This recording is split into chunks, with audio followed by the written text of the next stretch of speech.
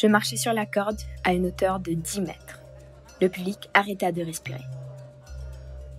Une gymnaste aveugle fait des acrobaties sans protection. J'ai fait un salto, mais à cause de mes lentilles, j'ai failli tomber car je voyais rien. La vague des applaudissements a fait trembler tout le cirque. Une fois dans ma loge, je me suis jetée vers le miroir. Vite, il faut enlever ces stupides lentilles blanches. Ça fait croire aux gens que je suis aveugle. Quel mensonge! Mon père, le directeur du cirque, est persuadé que le public va payer 3 fois le prix des billets pour voir une gymnaste aveugle faire des acrobaties mortelles. Après la mort de ma mère, mon père a perdu toute sa raison. Il m'a forcé de me faire passer pour une aveugle. Je rêvais de devenir une star planétaire. Mais mon père m'a posé une condition. Si je veux vivre ma propre vie, je dois lui payer 100 000 $. Une somme incroyable pour moi. Mon père est passé me voir. D'un air très mécontent, il m'a jeté quelques billets dans mon visage et a dit qu'à cause de mon air nonchalant, le public ne payait pas beaucoup. Quelqu'un a frappé à la porte. J'ai vite mis mes lunettes noires. Derrière la porte était un jeune homme grand aux cheveux bouclés. Il était tellement beau que j'ai failli me trahir. Il s'appelait Ed, il travaillait pour l'association d'aide aux personnes non-voyantes. Il a dit que son association a reçu 100 000 $ pour payer une opération pour quelqu'un. Je comprenais pas ce qui se passait, mais mon père a vite réagi. Il a commencé à serrer la main d'Ed en le remerciant. Il a rajouté qu'Ed devrait revenir demain matin pour partager le petit déjeuner avec nous. Ed semblait être aussi surpris que moi, mais il a accepté. Dès que Ed est parti, mon père a dit que je dois faire tout mon possible pour obtenir cet argent. De l'autre côté, j'ai enfin une chance de partir loin et réaliser mon rêve. Le lendemain matin, Ed était chez nous. À table, il nous a annoncé que le nombre des candidats est considérable et qu'il y a un grand risque de tomber sur les gens qui trichent. Il voulait m'interroger davantage sur ma maladie. À ces mots, mon père m'a fixé d'un regard lourd. J'ai vite répondu que j'étais d'accord. Ed a senti la tension et m'a proposé de faire une promenade. Une fois dehors, il n'arrêtait pas de me lire les conditions sans faire vraiment attention à moi. J'essayais de toutes mes forces de paraître charmant. Mais sa question sur les relations entre ma mère et moi m'a vite coupé la parole. « Qu'est-ce qui ne va pas ?» m'a-t-il demandé. Alors j'ai raconté que ma mère était une gymnaste et elle est morte dans un accident entre moi pendant ce numéro d'acrobatie. C'était à cet instant que j'ai décidé d'être une star, pour ma mère. J'ai fini mon histoire quand, tout d'un coup, un gars en vélo m'a éclaboussé debout. « C'est pas la voie pour les vélos ici !» j'ai exclamé. Ed s'est arrêté, comme s'il avait un doute. Il m'a demandé comment j'ai su que les gars étaient en vélo. Je lui ai menti qu'après ma perte de vue, mon ouïe s'est perfectionnée. Ed m'a regardé attentivement. A-t-il compris que je mentais? Puis, mon alarme a sonné. C'était temps pour mon entraînement. Je dois travailler dur pour être une star. Soudain, Ed a dit qu'il m'accompagnera. Il ferait une vidéo de mon entraînement pour la fondation. J'étais surprise, mais j'ai accepté. Sûrement, ça devrait m'aider à gagner cet argent. J'étais très inquiète, car je ne faisais jamais semblant d'être aveugle pendant que je m'entraînais. Cette fois-ci, je devrais être prudente. Sous le dôme du cirque, j'ai fait les tours d'acrobatie les plus audacieux. Ed m'a regardé avec fascination pour 3 heures. Le soir, quand je suis rentrée, mon père m'a bombardé de questions. Est-ce que j'ai reçu l'argent? Après de tout lui avoir dit, il m'a crié que j'étais stupide. J'ai dû me trahir. J'étais si blessée. Papa, j'essaye de mon mieux. En larmes, j'ai couru vers ma chambre. Le lendemain matin, mon père rentra dans ma chambre sans frapper. Il m'a dit de m'habiller. Ed m'attendait en bas. Mon père ne me laisserait pas manquer une deuxième chance. Quand je suis descendue, Ed m'a félicité pour ma persévérance et a ajouté que l'entraînement, c'était l'entraînement, mais que j'avais besoin de me détendre. Il a décidé de m'amener à l'océan.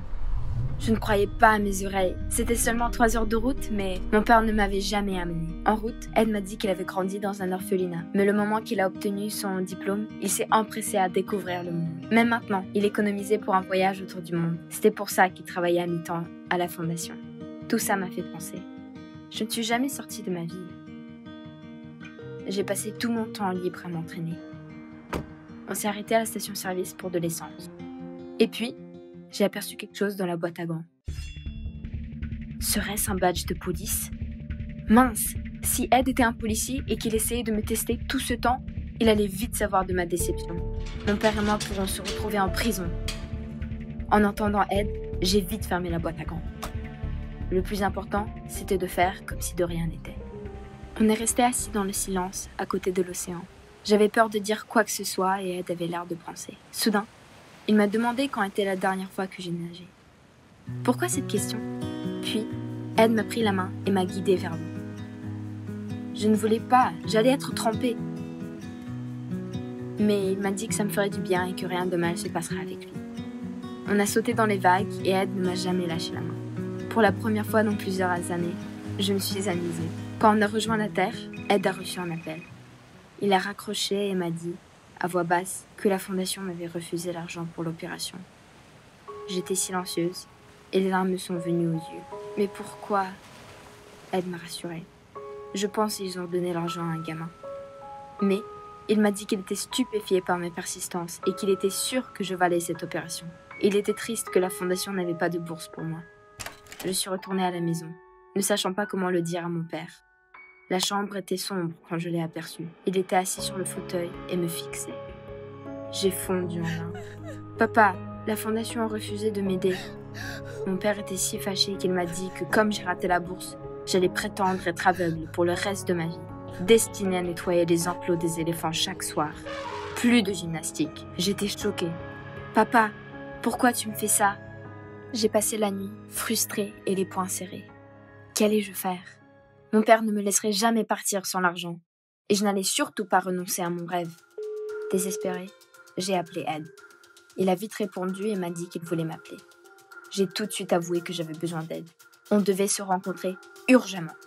Ed était silencieux, mais soudain, il m'a dit qu'il viendrait me chercher dans 1 heure. Une voiture a klaxonné dehors. J'ai passé la chambre de mon père et je suis descendue à la cour. Je me suis assise et Ed m'a dit qu'on ne pouvait pas parler ici. Je devais me calmer. On est arrivé à un bâtiment, c'était un restaurant de route. On s'est précipité dedans et on s'est assise à une des tables. Ed m'a commandé du thé. Mon Dieu, comment j'allais tout lui dire? C'était terrible, mais je savais que personne pourrait m'aider, sauf Ed. Quand j'ai eu le courage de parler, Ed m'a interrompu. Il m'a donné de l'argent en disant qu'il avait économisé pour son voyage autour du monde. Ed a dit que tout cela suffirait pour que je vive la vie que je voulais. Et puis, j'ai entendu la sonnerie derrière moi. J'ai vu mon père à la porte d'entrée. Pas encore. Il s'approcha. Je me préparais au pire. Soudain, mon père s'est arrêté. J'ai compris qu'il avait vu l'argent sur la table. J'ai pas eu le temps de réagir lorsque mon père s'est jeté sur l'argent et m'a dit de revenir avec lui, laissant Ed abasourdi. Dans la voiture, il a recompté les billets. Il s'est retourné et m'a dit qu'au final, il n'allait pas me laisser partir. Je pourrais lui apporter plus d'argent en jouant le rôle d'une gymnaste aveugle. Et l'entretien du cirque coûtait cher. Papa, tu ne peux pas me faire ça. J'étais hors de moi. Le sang me montait à la tête. Mon père resta impassible. Je n'étais qu'une enfant pour lui et je devais travailler au cirque selon sa volonté. J'avais les larmes aux yeux. Mon rêve s'était brisé. Mais pire encore, j'avais trahi Ed, la seule personne qui était gentille avec moi. C'était décidé. J'allais lui rendre son argent et partir loin de mon père et le cirque et tout ce qui me tirait vers le bas. Le matin, j'ai entendu la porte claquer. Mon père était parti. Vite, je dois réagir. Il fallait ouvrir le coffre, mais c'est pas facile avec les mains tremblantes. Tout doucement, j'ai commencé à taper les chiffres au hasard. L'anniversaire de mon père? Faux.